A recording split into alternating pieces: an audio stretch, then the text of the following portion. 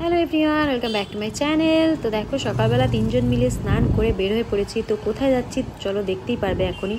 তো আজকে ছিল মেয়ের বার্থডে, তার জন্য দেখো স্নান টান করে সকালবেলা তিনজন মিলে বের হয়ে গেলাম, চলে গেলাম সোজা বাগেশ্বরী মন্দিরে। বাগেশ্বরী মন্দিরটা হচ্ছে আমাদের বঙ্গাইগাঁওর একটা ফেমাস মন্দির। আমাদের জীবনের কোনো শুভ কাজ হোক বা যে কোনো কিছুই হোক, আমরা প্রথমে এই মন্দিরে পুজো দিয়ে শুরু করি, সেটা জন্মদিন হোক বা অন্য কিছুই হোক। তো সেম দেখো মেয়ের বার্থডের জন্য এই মন্দিরে চলে আসলাম। আর আজকে ছিল ভিড়, একদমই মানে কোনো রকম ভিড় ছিল না, তার জন্য আসার সাথে সাথেই কিন্তু আমাদের পুজোটা হয়ে গেছে। দেখতে পাচ্ছ চারিপাশে কোনো রকম ভিড় নেই, কিন্তু ভিড় হয়। বাট আজকে হয়তো কোনো কারণে ভিড় নেই, ঠান্ডা পড়েছে অল্প বলতে পারো। যাই হোক, আমাদের পুজো দেওয়া কমপ্লিট হয়ে গেছে। তো এখানে পুজো দেওয়ার পরে ওই সাইডে আরেকটা মন্দির আছে, শিবের মাথায় জল ঢালার জন্য হাজবেন্ড চলে গেল। আর ওই সাইডে দেখো ভবন আছে, কারণ এখানে বিয়েও হয় অনেক। যাই হোক, সকালবেলা কাজকর্ম সেরে তারপরে দেখো রাতের বেলা চলে আসলাম এখানে কেক কাটিংয়ের জন্য।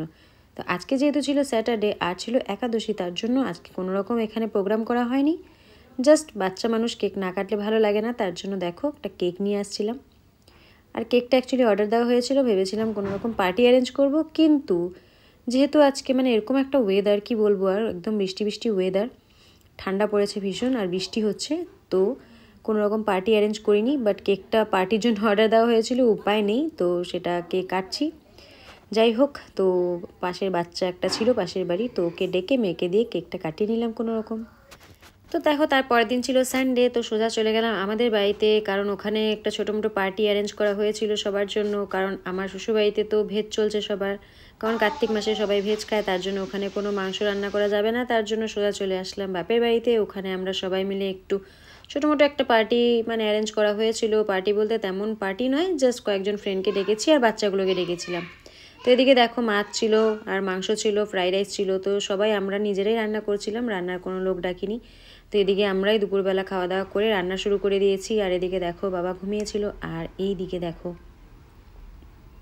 সন্ধ্যাবেলা মেয়ে আর ওর বাবা মিলে এখানে খেলছে, তো ওকে একটু ঘুম পাড়িয়ে দিয়েছিলাম, কারণ না হলে রাত্রেবেলা ডিস্টার্ব করবে। তো যাই হোক, এদিকে দেখো আমার দাদার ছেলে, ও ঘুমিয়েছিল, জাস্ট উঠলো।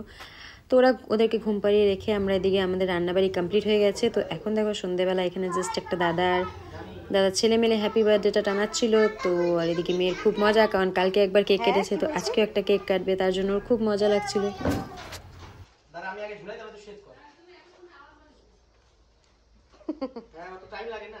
না এখন খেলবে। কোন নাচটা? পরে নাইছো? হ্যাঁ পরে নাইছো।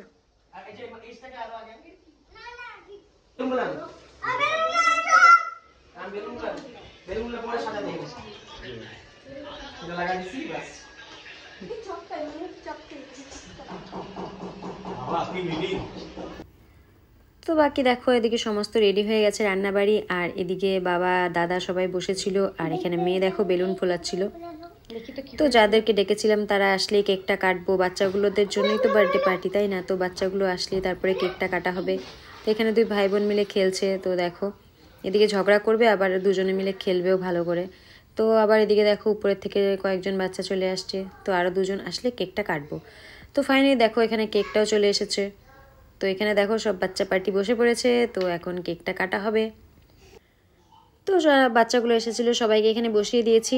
তো কেকটা কাটাবো এখন, আর কেক কাটানোর আগে সবাই দেখো বাচ্চাগুলো মানে বসে আছে কখন কেকটা কাটবে।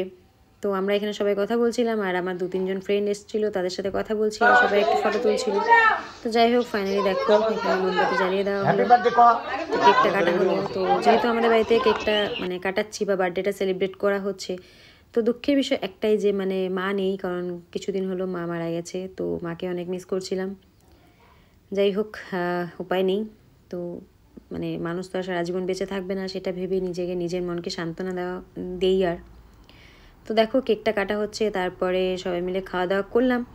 খাওয়া দাওয়া করে কিন্তু আমি কিন্তু থাকার কথা ছিল, বাট থাকতে পারিনি, কারণ নেক্সট ডে মেয়ের স্কুল ছিল, আর স্কুলে জামা কাপড় কোনো কিছুই আনা হয়নি। তার জন্য এখানে বার্থডেটা সেলিব্রেট করে খাওয়া দাওয়া করে কিন্তু বাড়িতে চলে গেছিলাম। তো একবার ভাবছিলাম যে থাকবো, কিন্তু উপায় নেই, বললামই কালকে স্কুল আছে, সকালবেলা দৌড়ে দৌড়ে আবার বাড়ি যেতেই হবে। তো তার জন্য ভাবলাম যে বাড়িতে গিয়ে রাত্রিটা ভালো করে থাকি, তাহলে দিনের বেলা ভালো করে স্কুলটা পাঠাতে পারবো, না হলে সকালবেলা আমার দৌড়ে দৌড়ে বাড়িতে যেতেই হবে আবার। তো এখানে দেখো এখন প্রায় সমস্ত সবার খাওয়া দাওয়া কমপ্লিট হয়ে গেছে। আর এখানে দেখো মার মেয়ে হচ্ছে ডান্স করছে, ওর একটা ফ্রেন্ড পেয়ে গেছে, তো ওর সাথে কিন্তু এখানে ভালো করে ডান্স করছে। আবার এদিকে আমি ভিডিও করছি দেখে ও একটু লজ্জাও পাচ্ছিল আবার, তো কোনো রকম লুকিয়ে লুকিয়ে ভিডিও করার একটু ট্রাই করছিলাম। দেখতে পাচ্ছ দেখো ডান্স করছে ভালো করে। তো যাই হোক, চলো ফ্রেন্ডস, আজকের মতন এতটাই, দেখা হচ্ছে নেক্সট ভিডিওতে।